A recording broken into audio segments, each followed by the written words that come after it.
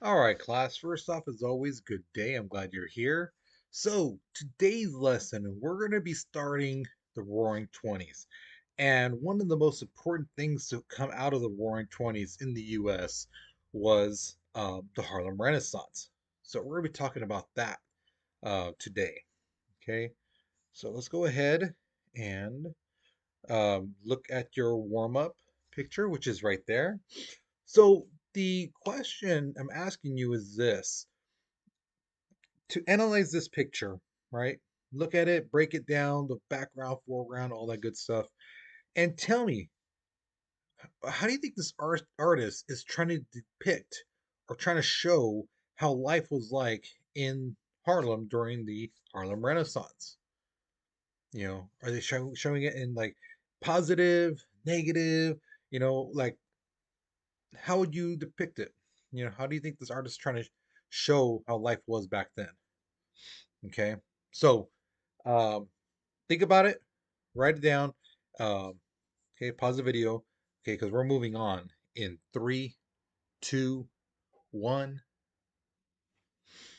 All right, so the Harlem Renaissance is a movement that started in Harlem, New York.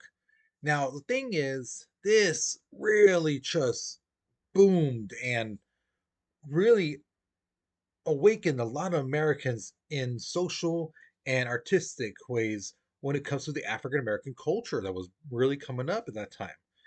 All right. Now, technically, it started in the late 1910s, so like 1918, 1919. But when it really like gravitated and really like people around the country knew about it was during the 1920s, and eventually it would end in the 1930s because that was when the Great Depression happened, and we'll be talking about that later on. You'll learn why people were not happy during the Great Depression. Okay. Now, back to the 1920s, Harlem Renaissance. Really quickly, the this was seen as the golden era of the African American culture being just expressed, and it was in four stages where they really shined. One was literature, the other one was music, stage performances, and art. Okay, now really quickly, the origin of Harlem. Believe it or not, Harlem was created to be kind of a nice, really nice neighborhood for upper white families. Okay. Now the thing is, people started building apartment buildings and things like that in hopes that these really you know, upper class white people would be moving in, and then you know they'd be just living there. Those people who put those apartments would be making a lot of money and things like that. Here's the problem: if one person has that idea, chances are other people are going to have that idea. And that's exactly what happened. People were developing these homes and apartment buildings at such a fast rate that, not every room was filled up right away, you know, and a lot of apartment buildings and homes were empty. Once they finished completing and building it, there was enough families to move in there, you know. But as time went on, yeah, some white families started coming in, but in the 1900s, some middle class black families started moving in. All right, now these guys may not have been like lawyers and doctors, but they were people who owned businesses and stuff like that. So they were, not the top tier of money makers, but they lived well, they lived comfortable, and yet they moved in. And here's the thing, though, this one I want to be perfectly clear. Um, because in class somebody mentioned like, oh well, I bet you all the white people didn't want the black people living in there. No, there were some that didn't, and then there were some that didn't mind.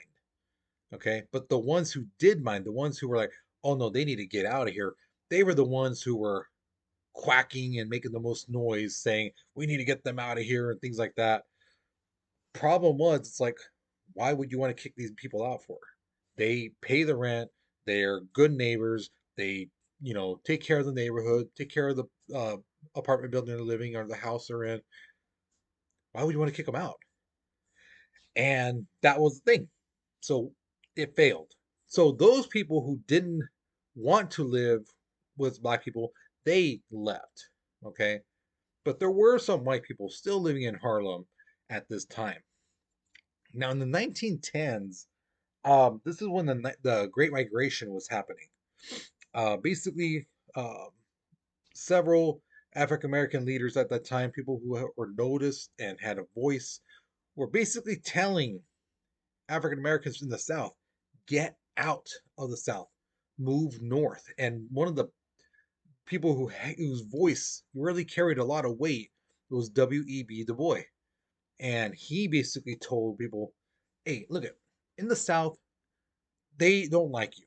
They make laws to hamper your life, to make your life hell in any which way they can. Why would you want to live there? You know, get out, come up north, you know, and end up some people came, some people didn't. But in the South, there were some natural disasters that was happening. There were like floods and things like that, hurricanes. So some black farmers, you know, the tenant farmers, they were kind of like, well, my farm is destroyed. The area where I grow my crops is always destroyed. Might as well move up north, work in one of those factories. And those factory owners welcomed them with open arms. Come on in. We want more workers. Okay. Now, here's the other thing too, and this is what I pointed out in class.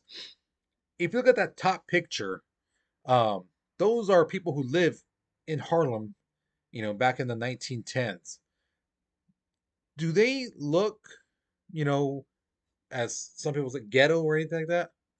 No, right? Look at them. Their suits, tie, outfit, nice shoes, nice hats, and things like that.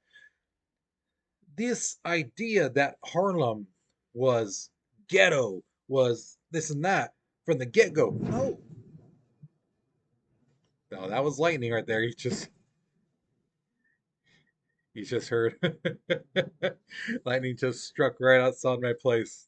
So yeah, my apartment just shook right now. But going back to this, yeah, no, this idea that Harlem was always ghetto and stuff like that, that is so ridiculous. That is so wrong. No, Harlem was actually a very beautiful place, and things were robust and people were living well with each other and things like that. And if you notice, like some students in class notice, there are some white people in this picture, you know. So it wasn't just predominantly black. Yeah, there were some white people who didn't mind living with African Americans, didn't mind, you know, being side by side, conversating with them, and even taking pictures with them, you know. So just want to make sure you guys understood that. Okay. All right, so we're going to look into the four stages and see who the biggest contributors were. Now, first off, literature, so books. The new books that were being written by Harlem Renaissance authors brought this new creative, you know, angle and storytelling, and gave so much more energy, you know, and the development of characters was done a lot better, and it gave the character more of a kind of like a realistic feeling and things like that. Really put them in situations that a lot of African Americans you knew and felt, so they could relate to characters and stuff like that. Now, one of the best writers at this time was the guy right there you see with the mustache with the smile. That is Langston Hughes. Um, Basically, he was the top author at this time. Um, the next person, Zora Neale Hurston, which she's in the hat right there. You see. The next really famous person, Claude McKay, which is the other guy. Other notable people, uh, County Cullen and James Weldon Johnson. Okay. And if you ever have a chance to read Langston Hughes, I would highly recommend it. But I will say this, because the writing came from the era of the 1920s, the language is a little dry because, again, we don't talk the way they did back then. We don't use the same vocabulary. So you might kind of be like, this is kind of, you know, I hate to use a word, but boring. But if you can get past the language, the storytelling, the development of the characters and stuff like that, phenomenal. Now we get to one of my most favorite subjects, which is music. I love music. And when it comes to music, jazz is amazing. And jazz really started off in the 1920s. Now, this new sound was, I mean, just unlike anything anyone ever heard. Most music back then, excuse me, was like classical, folk tales, you know, the crooner type of thing. The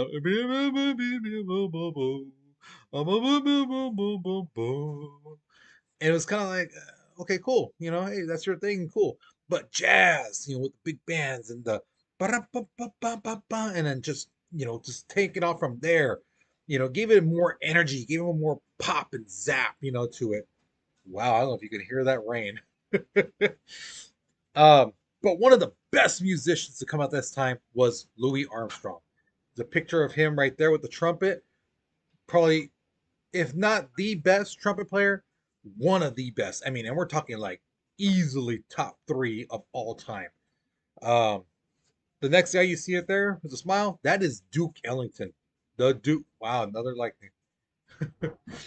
and Duke Ellington was the quintessential band leader. He would play the piano or whatever, and he would tell the guys, bop, bop, bop, bop, instructing them. Phenomenal, phenomenal, phenomenal musician. The next person you see down there, that's Bessie Smith. Now, Bessie Smith, this woman could sing. She gave a lot of pop and flair to her music. So, um, she had a distinct sound, you know, especially for women back then. Other famous musicians, Fats Waller, Charlie Parker, Benny Goodman, so there was quite a bit of people. Now, when it comes to the uh, music, there was one club in particular that made a lot of noise, and that was the Cotton Club. Um, Basically, it was this building that had one large ballroom. People could start dancing and things like that. They would have two bandstands. So they have a section over here for the band and another section. Now, why did they do that? Because when the club opened, they had one band there, right? And then when this band was about to be done, this band was setting up and getting ready to take over. So when these guys quit, these guys started. So the music never stopped. Okay. And I know it might not sound like much to you, but back then, for a club to be open past midnight, ooh, scandalous. You know, so to hear about a club staying open till 1 or 2 in the morning, those heathens, how dare they?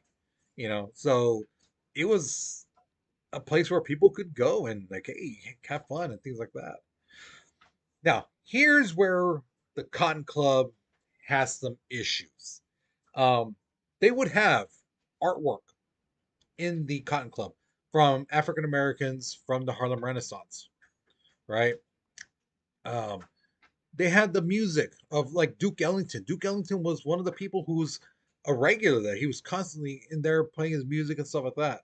Um, so they had black art, black music, a lot of the black culture in there.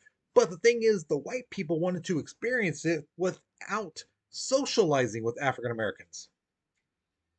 So basically, African Americans could not get inside the Cotton Club. They would look at them going, "Oh, you're black. Sorry, you can't come in here." Duke Ellington, again, the guy who would lead the bands and stuff like that, he could not even go through the front door. He had to go through the back door, even if you ever wanted to go in there. He could never be a person to get a drink and go inside. No. Okay. Um, it got to the point too where the Cotton Club people were like, well, you know what? We don't have to be in Harlem. You know, there's nothing special about here. And they relocated in 1935. But the problem is, it didn't have the pop, the zazz, and the feeling like it did when it was in Harlem. And people stopped going. And eventually those doors closed in 1940. Now, here's the thing with the Cotton Club, too. There were some African Americans in Harlem and around, who basically felt that this place is racist. You know, how dare they take our culture, play our music and stuff like that, and not let us go inside there. That's not right at all. But then there were some other people, some other African Americans who go, you know what? It's okay. Because here's the thing, those white people, they may not like us, but at least they're appreciating our culture. They're listening to our music, appreciating our art, you know. It's like kind of like a jawbreaker. You're not gonna break it, right when you put it in your mouth. It takes time. You gotta soften it up and soften it up, and then once it gets small enough, then you can give it a good crack, you know. And that's how they saw it as. As time goes on, this for them listening to our music, appreciating our artwork, appreciating our culture, they will soften and then eventually they'll crack, and then they will not see us as different. They will see us as one, as humans, equals. Okay. Now stage performance. There's a new breath when it comes to, you know, acting on film and on theaters and plays and things like that. Black actors were now appearing in various forms. Okay, before they used to be stereotypical. They used to either play the servant, the butler, as a villain, things like that. Now they were the hero. Now they were the leading man, supporting actor, instead of a person in the background who was just playing a maid or whatever, you know. And it really showed people like, hey, these guys can act. They can, you know, um, be the front man for this play or this movie or whatever. And that's what Paul Robeson basically believed, that the arts is a way that we can basically, you know, bring our light into um, into the vision of people. You know, everyone looks at the white dominated culture. This is the way you act. This is the way you do it. Well, now that we're showing the world, hey, we can act, we can be artists, we can do this stuff too. We're getting a piece of that pie as well. You know, um, I don't know if you guys know this, but like William Shakespeare has a play called Othello. The main guy is black. Now, when they did the play back then, they would have a white person. They put like black makeup on them, so they look like blackface, as they called it back then. Now at this time they're like, well, why don't we just get a black actor? You know. Now some other very famous people who were singers, actors, and things like that. First off, that lady right there, that's Josephine Baker. She is considered was considered one of the most beautifulest women in the world. Okay. Um, and the thing is, she had to go to Paris to be really truly get her break. But once she did, wow, the whole world took notice. Other famous people: Anita Bush, Bill Bojangles Robinson. That's the guy with the hat you see right there. Phenomenal dancer. I mean, he was, wow. This dude could dance. Bill Pickett and Clarence Muse were amongst other very famous actors uh, to come from this time. Now, when it came to art, there's when it comes to physical art, I should say, there were a lot of painters and sculptors. But the thing is, African Americans were at that time deprived because, again, they were not allowed to go to art school. They were not allowed to go to art galleries. And if you don't know what that is basically a building where artists put their work up for people to buy, for people to see. They couldn't even do that. They couldn't even go to museums at some places. I have heard of places where museums would allow them to go in, but they had to go through the back area, and there was only a certain section where they could see art. But that was rare. But there were a lot of places where like, no, you can't come in at all. Um, One of the most famous Harlem Renaissance painters was that guy you see with the glasses right there. That is Aaron Douglas. He's known as the father of Black American art. Great painter. Um, some other famous um, artists. That's Lois Mary Lou Jones, which is that lady you see right there, and that guy with the newspaper. That is James Van Der Zee. Okay, uh, another really good painter. Now, when it comes to sculptures, there are two main people who really set themselves apart from everyone else. The lady you see with that deer in her hand, that deer looking thing, that is Augusta Savage. Now, thing is, what made her unique, again, not only was she not allowed to have art school, um, view art in any which way, she was still an amazing sculptor. She knew how to, she wasn't taught anything. She was basically did it herself, how to make something out of clay and things like that. And one of her most famous pieces was the bust of W.B. Du Bois. Now, if you don't know what a bust is, it's basically uh, like a statue in a sense, but from the chest up. So it's like the head, shoulders, and that's it. That's a bust. And she made one of W.E.B. Du Bois, and people were just like flabbergasted at how amazing it looked and how wonderful it was. Okay. The other thing that she did that was very, very important, very noteworthy, was um, she helped create the federal art project in the 1930s. She basically helped African Americans get into art school and show that, hey, we can do artwork, you know. And yeah, so she did quite a bit for African Americans when it comes to art. Another very famous, that lady right see right there, that is Mata Vox Warwick Fuller. Okay, another great talented sculptor. All right, so now we come to your question. Now, this is one thing I want you to really think about. Okay, now if you skip the video, you just fast forward, fast forward, fast forward, and didn't even listen to about the Cotton Club, I would suggest you go back because when I ask you to explain why, if you just put, oh, they were racist because they are racist, no, no. Okay, you have to explain. Okay. So, do you see the Cotton Club as a racist place or a place that was advancing African American culture in America? Why do you say that? All right. Back it up with facts, meaning go back, listen to the notes, or read the notes. Okay. So, once you got this question done, you're done with this lesson. Okay. Um, Now, next um well, not next week, because next week you guys have spring break. When you guys come back, we'll be talking about um basically the mafia. How did they get so powerful?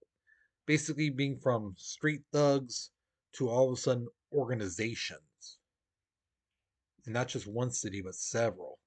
How did they get to that? How did they become so rich and powerful? You're going to learn about that um, when you guys come back from spring break. Okay. So, with that being said, you guys, you take care, you be safe, and I'll see you guys later. Okay.